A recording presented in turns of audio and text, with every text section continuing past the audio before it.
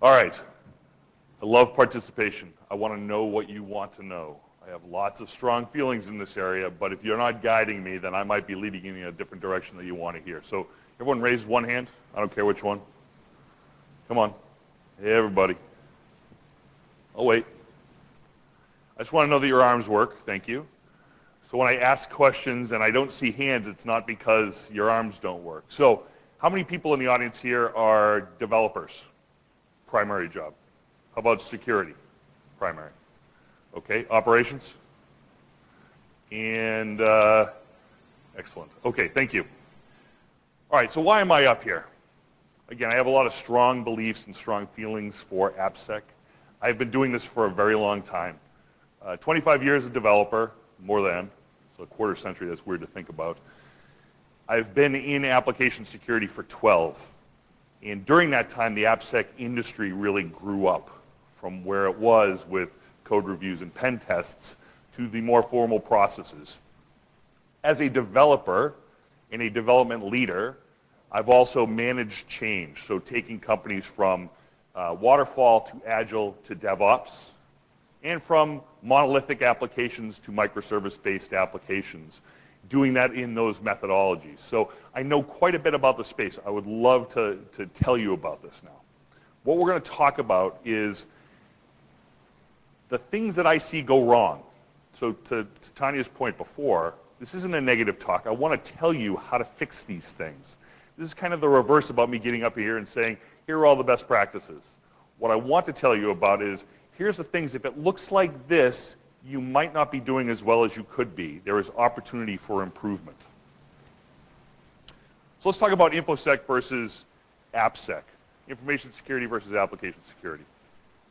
This is what InfoSec looks like. We spend billions of dollars as an industry to secure everything. Big moats, high walls. We can detect when they come in. We can try to prevent them from coming in. We spend tons of money on doing this, and it looks pretty good. We've done a really good job, which is why, and I'll challenge Tanya's number here, over 90% of breaches occur through some part of applications. That's the part we're missing. That's the part that we don't do well. So years ago, a couple years ago, I had this thought. Anyone familiar with the Maginot Line, World War II? So after World War I, France said, you know what? I'm sick of the Germans coming in and taking us over. What we're going to do is we're going to build a big wall. That sounds like Trump. We're going to build a big wall, and we're going to stop the Germans from coming in. But what they did is they only built it part way as a barrier. So what did the Germans do in World War II? They didn't go through the wall, see InfoSec. They went around the wall where the fortifications were weaker. They found the soft spot and they attacked that. And there are a number of ways that they do that. But this metaphor really struck me as the qualification of what does AppSec look like today? We're doing it wrong, and we need to make adjustments. All right, so let's talk about our anti-patterns. This one is brand new for me. This is my deepest thought on the goals of your application security program. So for anyone involved in application security, what do you think is the goal of your application security program? Don't be afraid. Yes, sir. Secure application? Functional? Okay, functional application. I'll take that. Yes, sir.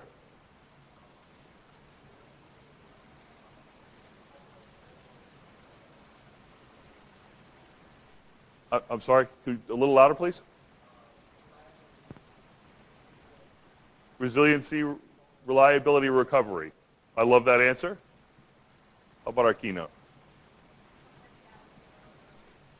Okay, so CIA. Okay. All right, and those are all great answers. And this is what people think today. So I want to challenge you. I'm going to take you through a couple of slides here and then see if your answer fundamentally changes. Because I believe everything that you said is true, but I believe it is the byproduct of your application security program, and it shouldn't be the goal. So we'll start with cost.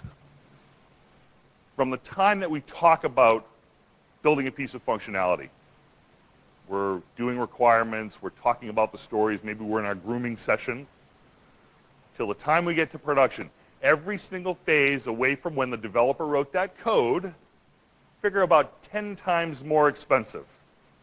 So once it leaves their hands and it hits QA, 10 times. Gets into staging, maybe another 10. Production, another 10 times.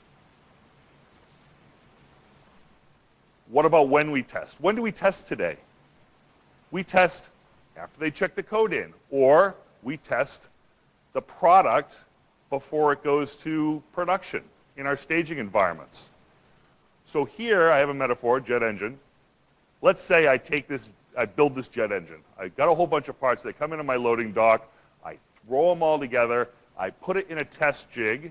Now at this time, by the time we get to this stage, I've spent tens of thousands of man hours.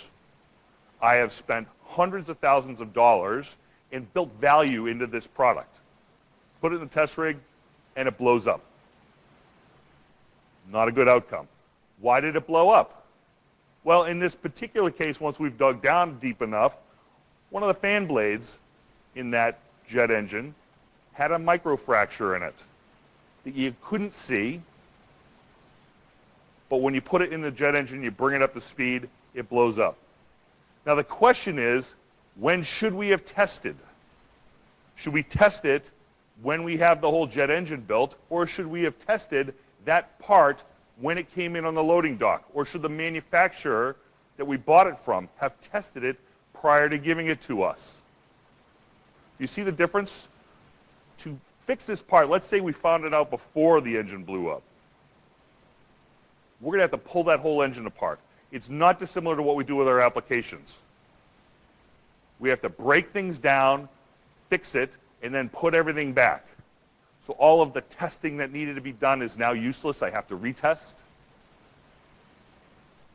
There's a lot of waste if we wait till the end, but that's what we do with application security today. We wait to the end and hope for the best. All right, so let's talk about a developer. Now, it's an average developer, and for every time that they sit down and write code, they write some amount of flaws. They create bugs. It just happens. So they've done some development, and let's say there's a bug in there. The cost of their development now increases because I need to find it. I've got to track it. Now we're introducing people. So now let's assume for the moment that we found it via computers. But now I'm going to track it. That means I have a triage meeting with people in it. Cost goes up. I need to fix it. Now, that fix might be that actual developer, which is going to be the least cost likely, or I'm going to give it to somebody else. And if it's somebody else, they have to get the context in their head of what was going on at that time to make an appropriate change. Then I have to retest it. So this is like I knit the sweater, I unknit the sweater, and then I reknit the sweater. What if I create a developer that doesn't write those? Because I'll tell you, the OWASP top 10, the majority of those is just a simple, if I wrote it this way versus that way. Cross-site scripting, SQL injection, using random versus secure random. It's just a choice when it came out of here. So instead, I teach that developer to avoid cross-site scripting, to not code SQL injections. And guess what happens? Now they develop, and then they develop, and then they develop. I don't incur the cost of finding and fixing stuff that could have been prevented. So, I'll ask again. What do you think the goal of your AppSec program should be? Anyone want to hazard a guess? What if we created secure developers? What if we created a world where it comes out of here secure? I type it, and it's right. It can't happen for all things, and there will be things that leak through, things that I will have to find via pen testing, or some advanced means, or maybe it's through dynamic analysis. But the fact is, a lot of these things can be prevented. And the way we do this, are some things that's similar to what Tanya talked about before. First thing I need is measurement. If I go to the doctor and he says, hey, you've got high blood pressure, I'm like, well, that sucks, but what do you mean? I didn't see you since last year, now you're telling me I have high blood pressure. One measurement is not information. I can't say, all he can say to me is I have high blood pressure now, today. He doesn't know whether or not I have high blood pressure. Maybe I, went to breakfast, had a plate full of home fries with a, pound of salt on them. Or I had a fight with my spouse. Of course my blood pressure is going to be high, but there are other things that can lead to that. If I was to measure that now weekly or daily, I would start to see do better, do worse. Am I getting better or am I getting worse? Do I really have high blood pressure or was that just some outlier of the time that I got measured? You don't know unless you have frequent measurements, so you need to have those in place. Take that information. So Tanya started with, give them secure development training if they're developers. Totally agree. But what I'm going to tell you is, even finer than that. They don't have a lot of time and you don't have a lot of time to give to them. What if you took advantage of the measurements that you have and then gave them training on just one thing? Let's say that we have a big problem with SQL injection, which would be a shock to me.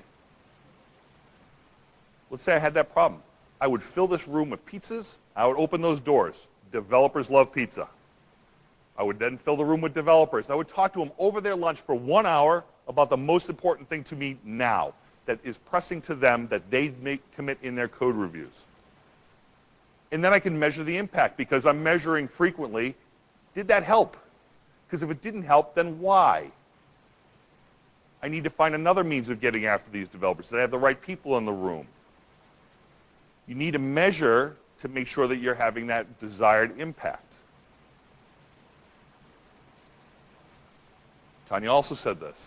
You need to understand how the sausage is made. If you went to the Scrum Master of one of your DevOps teams and said, hey, you know what? I would really love to be a chicken in your next retrospective. Their head would fall off their bodies. Like, oh my God, you understand my lingo. You're speaking to me in my own language. This is how you build those relationships with them. The last thing, developers weren't trained to do this. It's not that they don't care. It's not that we don't care. When I graduated from college, no training in this. Even developers graduating today. And by the way, it's not just computer science degrees that are coming to us. So even if we had a curriculum where it would be computer science majors and they had to take secure coding courses, what about electrical engineers? I see a ton of those in the software field. Or people that just learn on their own. Career changers. They learn something, they pick up some JavaScript or some Python, and they're like, wow, I love this stuff, let's do it. You have to train them. And you have to help them fix what they find. They don't understand these terms, but you can make it fairly obvious to them how to fix these things, and most of them are very easy. All right, second one, mandate. So I was at a B-Sides conference before in Connecticut in the US, where an OWASP chapter leader got up in front of the security audience and said, we're going to hold the developers accountable. How does that make you guys feel? Feel a little threatening? A little aggressive? This is not the world that you want to live in.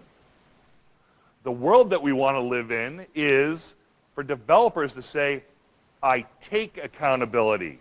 I am responsible for the code that I write. Because they do that already. Does their code have to function when they check it in? Can they say they're done if it doesn't work the way the requirements said? They say, hey, I did my job, I coded. No, they're accountable for the functionality of that feature. The way we do this, all right, so when we have this mandate, so these are the negative consequences. When you have a mandate, you say, from the top, we're going to hold you accountable. Tanya had a water analogy, mine's a gate. There's a gate. Developers will find a way around the gate.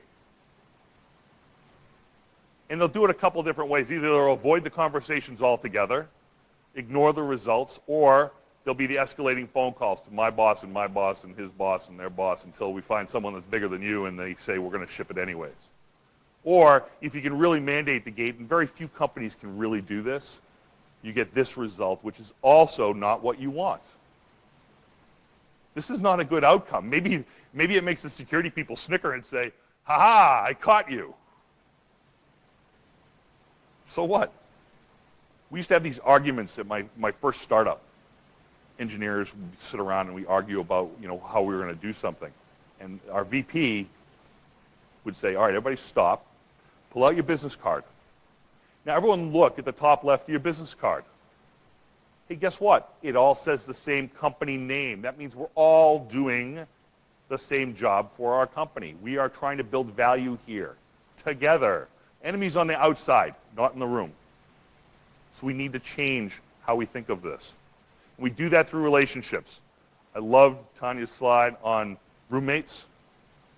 I don't quite think we should be roommates, but you have to have that relationship. You have to go out to lunch with them. You have to talk to them about their problems. And by the way, you also need to talk to them about their goals. Because what's you're likely to find is their goals go this way and yours go this way. They are not aligned. You are not pulling the rope in the same direction. That's the company's fault, not yours. A lot of times developers don't do security development because that's not what they're paid to do. Their goals say ship code fast. All I care about. Why would I do security? You call into them and say, hey, I got these security vulnerabilities you need to fix. No, I don't. I need to ship this fast. I'm already on the next thing. Sorry, see you later. You have to fix that alignment. You have to have mutual accountability between development and security. At the highest levels of the company. I'm not talking about the masses, right? We've got this pyramid of leadership where at the bottom are hundreds or thousands or tens of thousands of developers. I can't fight that battle. What I can do is go to the CISO and go to the CIO, put them in a room with the CEO and say, is security important or is it not important? Because if it is, then we should have this in our goals. It should be development's responsibility to work with us, not against us. We are here to partner. We are here to bring training to you. We are here to help you with tools and awareness. But we can't do it unless you're measured on it. Developers don't do it if they're not measured on it. This is the number one thing that causes your AppSec program to be difficult. If you're finding it hard to get applications secured, and not just the most important ones, which we'll talk about in a minute, but all of them, this is likely the problem. You're pushing, not pulling. So one person against thousands. What are the odds? Not good. Okay, next one. And this was the inception of the Maginot Line concept. I'm just going to protect the most important apps. I would sit down with prospects and say, we're just going to protect the most important applications. What if I had a billing website for my HVAC contractor for a multi-billion-dollar company? Does that sound like an important application to you? Would you think about securing that application? Target didn't. So they phished the HVAC contractor, got credentials, got into their network, and then spread all the way to the point of sale machines. Is it important now? Now it sounds pretty important. We can't ignore the fact that we throw steel doors up for our important applications but leave all the windows open in the house. Attackers know that, and that's what they're going to find. They're not going to bother trying to get through your door. To get after this problem, you have to think about this holistically. You have to at least understand your risk. So having a complete accounting of the applications that you have and map them into a maturity model. So we do a lot with business criticality, but also I believe that you should have a maturity model for these applications. And there's some other metrics that we're going to need to get and report on and look at and set policy on these applications. And some of them are simple. You can create an incredibly simple but effective maturity model with only a couple of measures. typically when I come into companies, they're protecting maybe 5 to 10% of their total applications. I work with customers that have 8,000, 10,000 applications in their inventory. I've seen hundreds of application security programs. Nobody covers them all. So usually most of their applications are in ostrich phase. I don't know anything about these applications. Hey, can we at least baseline them all? Is that so hard? Can we get a baseline to understand the risk at least?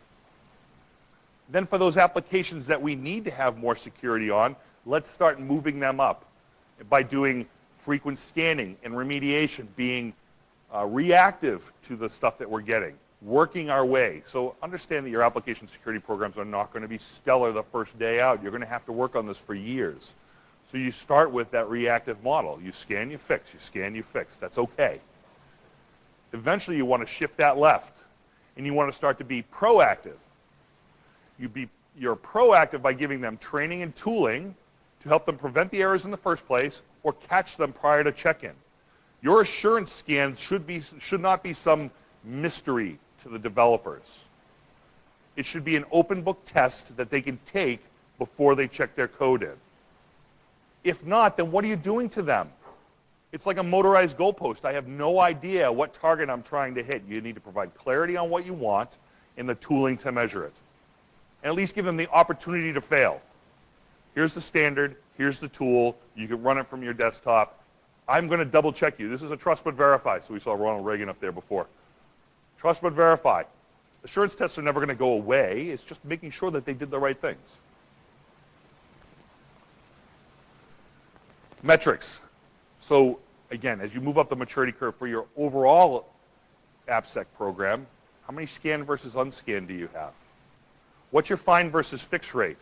Am I getting better or am I getting worse? How do I know? You need to create heat maps of where your problems are, where you should be focusing your limited amount of attention. You don't have forever. You need to get out of the tactics and get into the strategy. You can only do that if you start collecting some of these simple metrics to give you a guidepost to say, this is the team I need to focus on today because their find versus fix rate is way off the charts. We're going in the wrong direction. Part of what you do when you talk to your CIO and CISO is we start to report transparently to the whole organization. Here's where we are. This is not something you use as a stick to attack them with. It's something you say, we want to be better. Here's where we are. It's just truth. They are facts. Then they start to say, one team versus another. So if the CIO doesn't look very good with the amount of apps they've onboarded or the fix rates that they have, then he's going to start talking to his direct reports, and they'll start talking to their direct reports, and so on down the line. They will get to that bottom of that pyramid for you on their own, but you need to have as part of this relationship the fact that you're going to report to the CEO in a transparent manner to say, here's how we're doing. Is that good enough or not? These are business decisions, and that's okay if we decide that we're going to take risk. But let's understand the risk first. All right, the next one. This one just kills me. Open source. Can anyone in this room, besides me, because I can, give me the full bill of materials for any of the applications that they ship? One. I'll take one application. Can anyone do that for one application? I have no hands. So I'll assume that you can't do it for all of your applications. This is where attackers are today. They don't need to understand your first-party problems when you have a raft full of third-party problems. So let's take a look at this. So the Equifax breach last year. Open source, struts. It's a vulnerability that they could have patched. They had plenty of time to do it, but they didn't. I'll assert that they didn't know. They had no idea. And these kinds of attacks just need to be coded correctly. I need to have the right kind of HTTP request to every application on the internet. Remember when the Dyn DNS was attacked? Denial of service, we lost half the internet? They took over the IP cameras that are sitting in our houses, created a robot army, put code on it and just started spraying the internet. They didn't find Equifax because they were looking for Equifax. They said, here's an attack, and I can automate it. Awesome, I got all this free compute. Off we go. It reports back when it found something, and then I'm going to go look at it and see if I want to do anything about it. When they found Equifax, yeah, this is awesome. We hit the gold mine here. So understand that this is probably the biggest risk to your company today, and you have no idea whether or not you are vulnerable. And I'm going to assert that you probably are. New code today. So who in the audience, applications are monolithic applications, the old school stuff, right? I've got some. I'm sure everybody does.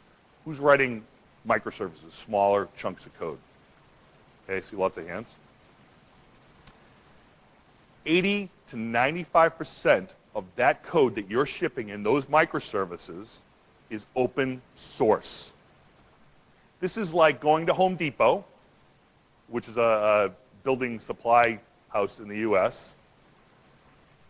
And then we have all the parts there, right? I got 2x4s, I've got drywall, I've got plywood, cement, all of those things that I need to build a house. I could have everyone in this room buy all the exact same supplies, and then you all build a house, and they're all going to look different. This is how open source works. We take all of this open source, we stitch it together with our little magic and magic smoke, and then we ship it to customers, and it's our own flavor. But it's built out of the same components. It's not more or less secure than your first-party code. So I really want to make sure you understand that. It's not that open source is bad, and I'm not here to say that. Open source is great. It helps us to do awesome things. But as a developer, I will also tell you that when I integrate an open source library that does something I need, I'm done with that conversation after that. I never look at it again. I integrate it, and then I abandon it. So it ages. And it doesn't age like wine, for my French comrade. It ages like milk. There are vulnerabilities in there. So when you ship something in open source, people say it's known good. No, no, no, no, no. It's not known good. It's just not known bad yet. We don't know what's in there. We haven't found the things yet. People will find them, believe me. So understand that that's happening. So let's take a look at an example.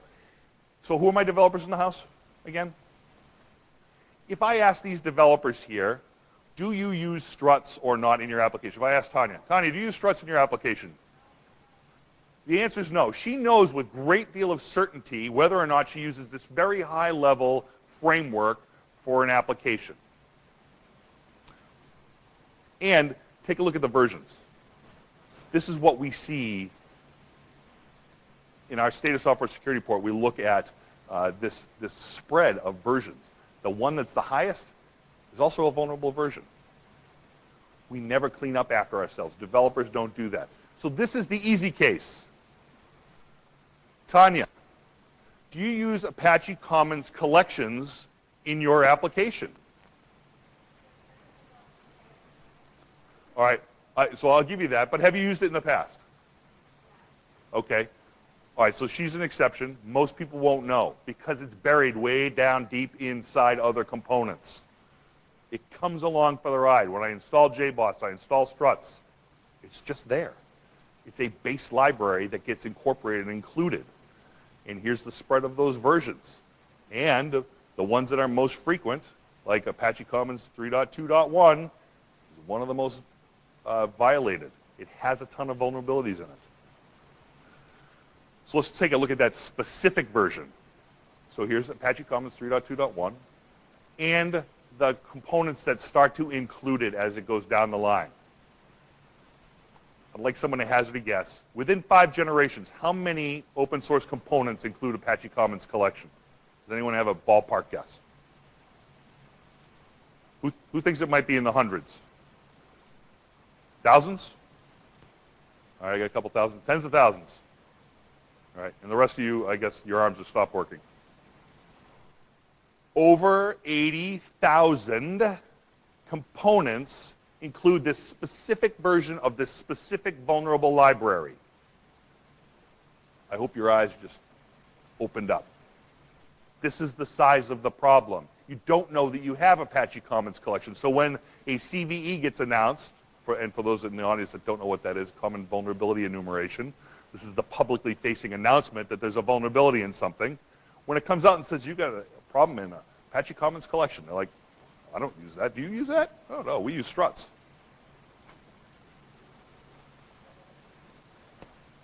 It's used in millions of applications.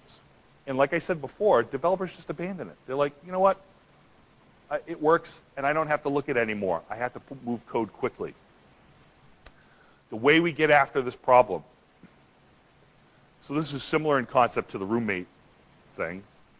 But if I have one Tanya, and I've got thousands of developers over dozens of teams, I need an AppSec army. I need people that are in the room when we're having conversations about the application. Now, who can we find in our organizations that are in all of the meetings when we're talking about our applications? How about that team? As we move from waterfall to agile, we change team size from 50 or more to 6 to 12. Small team, and by the way, DevOps is usually run on that kind of agile methodology. Small team, they need to be cross-trained. This is one of the places where you can cross-train them. Find that person that's very interested in this and say, you know what, I'm going to up-train you. And by the way, as a development leader, I don't like bus factors of 1. I'd like 2. I need some redundancy. So find a couple of those people on that team. It doesn't have to be a developer. It could be quality. It could be operations. Give them, start with basics. Checklist. Here's the checklist. What we want from them in this specific instance is, I want you to be responsible for creating that bill of materials for your application. I need to have that in a searchable repository, so that way, if a CVE is announced, I can go and look and then find it and say, these are the teams I need to go talk to. I will call up those security champions. This is my product incident response team.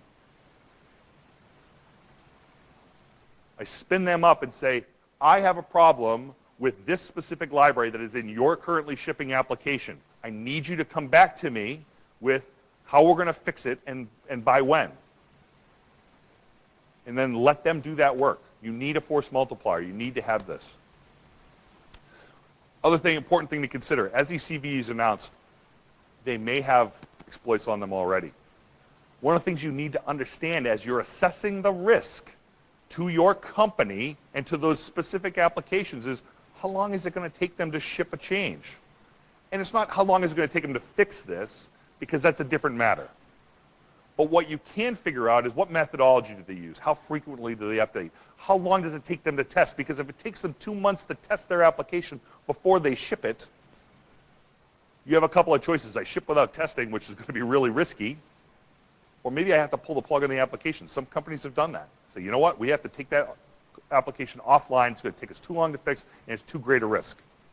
But if you don't understand that mean time to repair or that mean time to change, then you're working blind.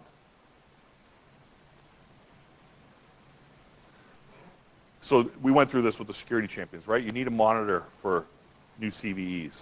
You need to take a look at your inventory, understand what's going on, spin up your PCERT, Product Security Incident Response Team. Do tabletop exercises, train them, help them get that muscle to work. This is the only way to get after this problem. We do not have enough security people to go around. We need to build them. All right, so to wrap all this up, in a lot of ways, we are going in the wrong direction. There are some simple adjustments that can be made to make us better as a company. Remember, take out the business cards. Do that with the developers. Hey, can I have your business card for a second? Oh, look, same company name. Maybe we should work together. Being paid by the same people for the same investors. Let's think about creating relationships and changing the goals. If we create secure developers, guess what? We have now added value to the company. We are no longer a cost center. And you can show this to the people you work for. I made the developers faster because they stopped coding these things. We don't have SQL injection anymore. We don't have cross-site scripting anymore. We don't have OS command injection. They don't exist because I told them, just do it this way. And they're like, oh, okay, I can do that. You provide them the tools, you provide them the training, you get better results, they go faster. We looked at that example. I don't have to find it, fix it, retest it, all that stuff. None of that stuff has to happen. So think about how you are going to be a partner to development, and if you're a developer in the room, how you're going to be a partner with security. Because once you have that mutual accountability, all of the conversations you have are going to be so much easier. You are not going to be pushing, you're going to be pulling. I see you guys are having a problem with SQL injection. Can I come in and give you training? Love to buy you guys lunch. All right, I thank you for your time.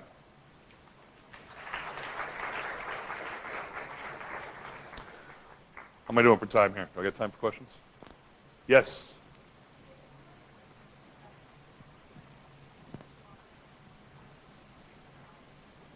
Yes. Excellent. So the question was, if they're going to start an application security program for the first time, what should they start with? So there are a couple of very simple steps. One is I need to know what applications I have, right? And we can find that a variety of ways. We sometimes have change control boards that change for at least active projects. We can do web discovery for endpoints on the network that are responding to outside traffic and kind of work outside in. We can take a look at our source code repositories or our binary repositories to go find things that we're shipping today. Start there.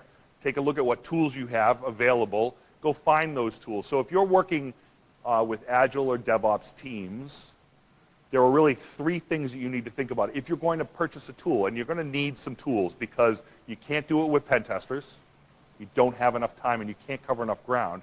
And by the way, for the stuff that those tools can find, they can find it for pennies on the dollar. I would rather have Tanya go and find some kind of way of some logic error or some time and state error that only a person could infer and figure out, and have the computers find all my SQL injections.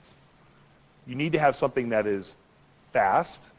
It needs to fit into the pipelines that they have today and in the work style that they have. Now, for waterfall projects, there's a whole lot more buffer room in there. But as they get closer to doing DevOps and shipping daily or weekly, that time frame shrinks and their attitude about that changes. It needs to be actionable. It needs to be incredibly accurate. You cannot have 50% false positive rates. If for every flaw they look at, there's a 50% chance that I'm wasting my time, how much time do you think they're going to take going after that? And thirdly, it needs to integrate in the tools that they have today. You cannot send them a 100-page document or a spreadsheet or a pointer to your SIM or your CSM system. You can't do that.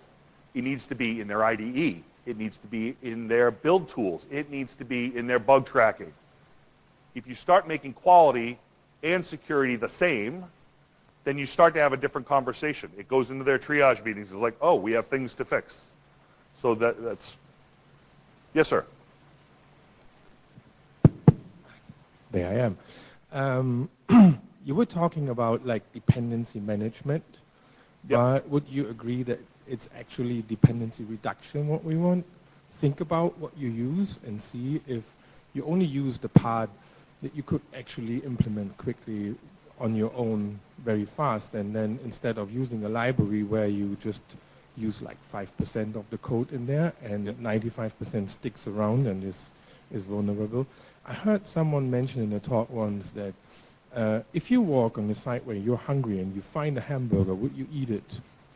Well, you probably wouldn't, but developers do that all the time. They find a library that does what they need and they just implement, right?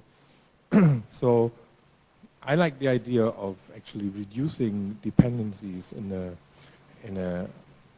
as one of the contents of the meetings that we have all the time, talking about, do we use this or can we do it on our own? We like the concept, so let's re-implement.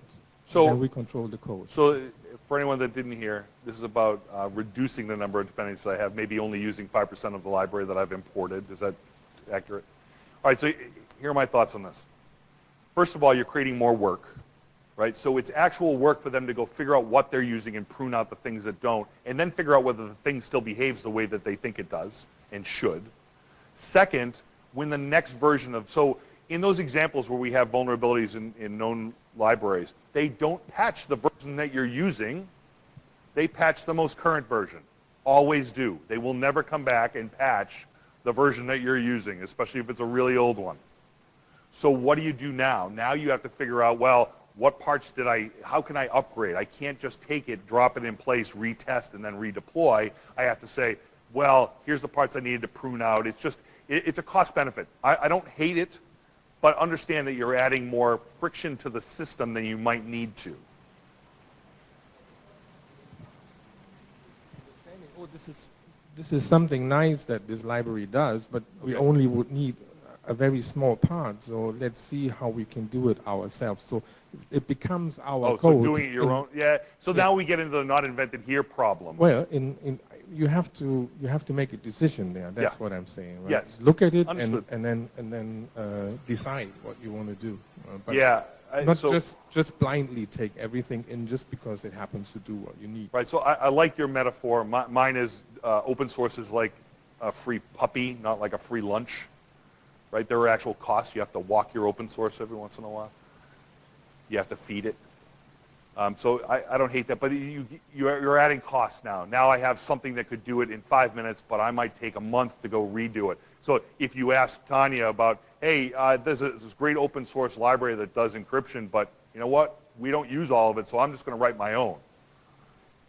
You won't do it as well as the experts that wrote that library, and you don't get the benefit of any fixes. So now you need to build a competency in encryption that you didn't have before when your primary goal is to sell product to customers. So I understand the intention, but it adds a whole lot of complexity to the development process and time, and now you're going to start to get kicked out of the room. They're going to say, you know what, I don't really want to talk to you. Anyone else? Yes, sir.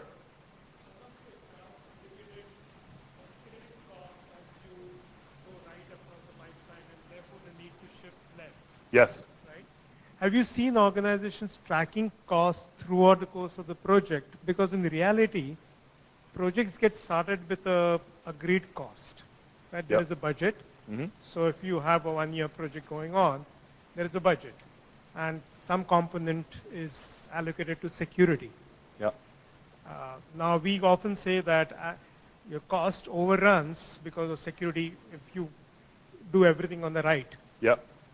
But I think you hit a great point, and I'm trying to validate that if I were to just track my cost of my resources as you go in your project, if they're spending a lot of cost upfront at the left side of the project, I seem to be doing well.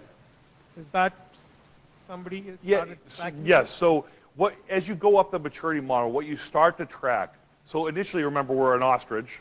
Then we baseline, and then we're going to be reactive. So we're going to find and fix things, and we're going to see a find fix rate as we go. Now what you're going to then start to do as they get more mature is you're going to start to track incident rate. I don't care about fix rate because I know we're going in the right direction. How often are they introducing something into the source code base? That's your shift left metric right there, right? So yes, it would be good to track that, find out what phase you found it in. I would use back of the napkin stuff and not spend a lot of time on trying to figure out the actual cost, because if you think about any code change that you make needs to be retested. Now, God forbid, and most companies have this, there's a lot of manual in there. There are people involved where I unknit the sweater and then I got to reknit it and then it has to go back through quality control. That is a real cost to having that change be there. Because you mentioned what is the goal of an AppSec team. Yes. So if I want to measure my goal at the end of the year, you know, how my AppSec team is doing, I want to track the cost and see whether they are spending less and less towards. Yes. So there is one project that I'm aware. Well, so my company does this because security is our #1 job. But there are companies, very few of them, and very few projects that actually have no flaws in their source code base for that application. Now, the next question that gets asked. So Tanya talked about writing that check. Why should I write this check? There are no vulnerabilities in there.